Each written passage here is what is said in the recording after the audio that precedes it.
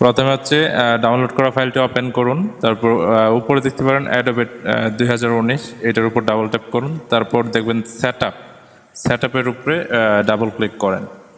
Click করার পর হচ্ছে একটু অপেক্ষা করুন।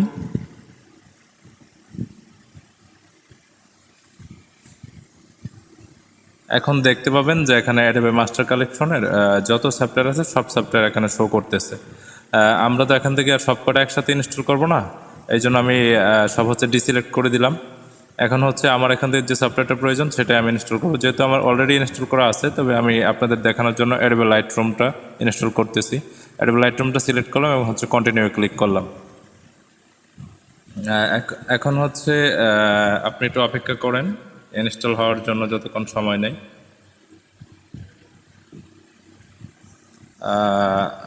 সফটওয়্যারটি আমার প্রায় শেষের দিকে ইনস্টলের, এটি ইনস্টল হয়ে গেছে। তারপর হচ্ছে ক্যান্সেল বাটনে ক্লিক করে দেন, ক্লোজ বাটনে। তারপর হচ্ছে আপনি সার্চ বারে গিয়ে সার্চ করুন আপনার কাঙ্ক্ষিত সফটওয়্যারটি যেটি ইনস্টল করেছেন এবং ওপেন করুন, দেখবেন কাজ করছে। ধন্যবাদ।